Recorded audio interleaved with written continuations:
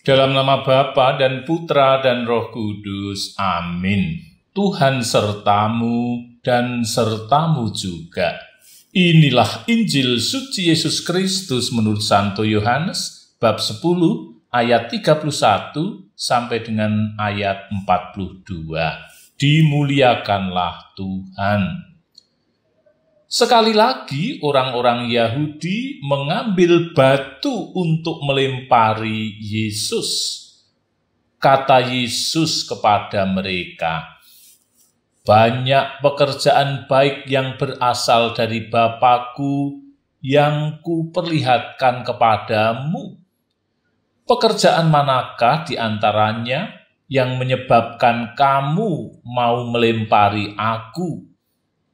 Jawab orang-orang Yahudi itu, "Bukan karena suatu pekerjaan baik, maka kami mau melempari engkau, melainkan karena engkau menghujat Allah, dan karena engkau sekalipun hanya seorang manusia saja, menyamakan dirimu dengan Allah." Kata Yesus kepada mereka, "Tidakkah ada tertulis dalam kitab Taurat kamu, Aku telah berfirman, kamu adalah Allah?"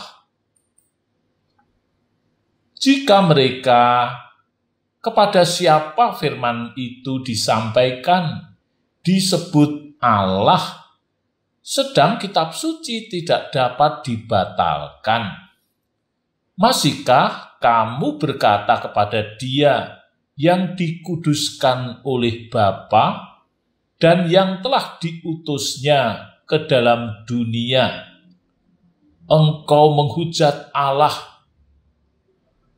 Karena Aku telah berkata, Aku anak Allah. Jika Aku tidak melakukan pekerjaan-pekerjaan Bapa-Ku, janganlah percaya kepadaku.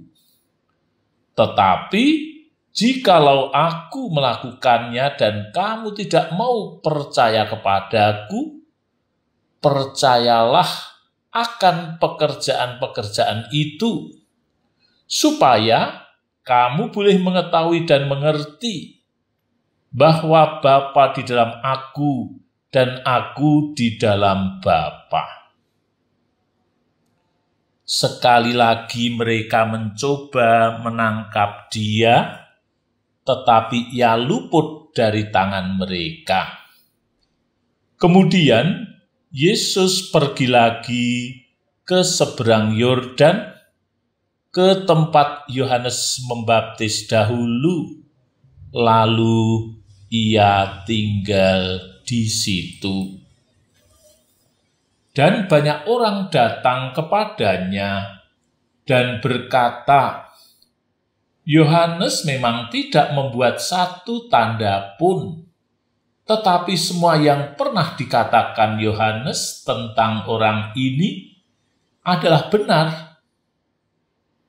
Dan banyak orang di situ percaya kepadanya. Demikianlah Injil Tuhan. Terpujilah Kristus.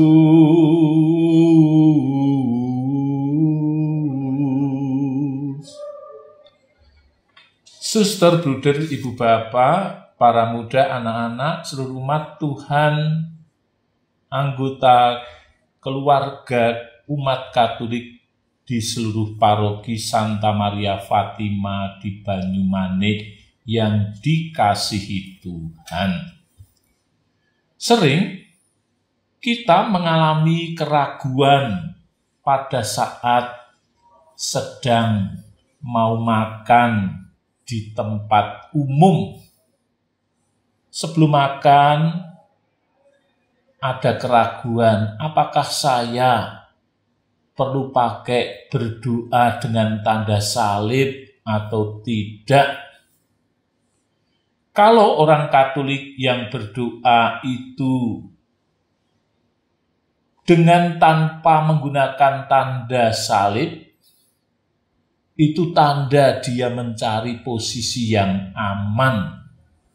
Tetapi jati dirinya tidak kelihatan.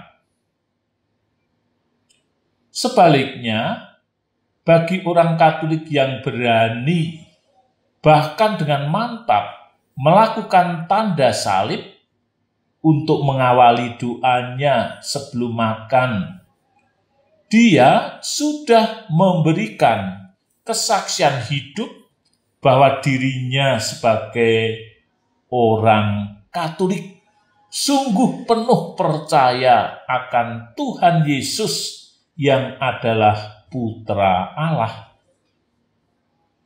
Itulah kesaksian hidupnya sebagai orang yang percaya kepada Allah dengan segala konsekuensinya. Saudari-saudara, di dalam Injil tadi dikisahkan bagaimana Tuhan Yesus memperkenalkan identitas dirinya di hadapan orang-orang Yahudi. Tuhan Yesus membuka diri kepada mereka lewat karya-karyanya dalam peristiwa-peristiwa mukjizat dan juga lewat firman-firman-Nya yang membuahkan keselamatan bagi siapapun yang menerima firman-Nya yang penuh kuasa itu. Karya Tuhan Yesus adalah melakukan pekerjaan-pekerjaan Bapa, supaya setiap orang yang terbuka hatinya menjadi percaya kepadanya. Minimal kalau tidak percaya kepadanya, ya mereka percaya kepada pekerjaan-pekerjaan yang baik yang Tuhan lakukan. Tetapi apa yang terjadi, orang-orang Yahudi tidak bisa percaya dengan bukti apapun. Orang Yahudi yang sudah diberi pegangan hidup dalam ajaran Yudaisme itu, tidak ada jalan bagi mereka untuk menerima Yesus sebagai pribadi yang ilahi, sebagai pengantara keselamatan Allah, sebagai juru selamat, atau sebagai Mesias. Karena Yesus tidak bisa dipahami lewat ajaran Yudaisme itu. Bahkan Yesus hanya dipahami dan dikelompokkan sebagai Mesias yang palsu. Benarkah Yesus yang hadir sebagai Putra Allah itu dikatakan menghujat Allah? Kalau Tuhan Yesus melakukan tindakan menghujat Allah, dia harus dirajam dengan hujan batu ke tubuhnya sampai wafat. Jelas di sini orang-orang Yahudi tidak mampu memahami bahwa Yesus adalah Putra Allah yang bersatu dalam kesatuan utuh Allah Tritunggal, yakni Allah Bapa, Allah Putra, Allah Roh Kudus. Pemahaman tentang Allah yang sangat mendalam ini sama sekali tidak mereka pahami. Orang-orang Yahudi itu tidak mengenal Allah Tritunggal. Mereka berpegang teguh pada hukum Taurat, bahwa mereka hanya percaya kepada satu Allah saja. Saudari-saudara putra-putri Tuhan yang terkasih, marilah dalam masa Prapaskah kita perdalam penghayatan iman kita akan Tuhan Yesus yang adalah Allah Putra. Dan kita persaksikan iman kita akan Allah Tritunggal ini lewat praktek kehidupan nyata kita sehari-hari. Amin. Dalam nama Bapa dan Putra dan Roh Kudus. Amin.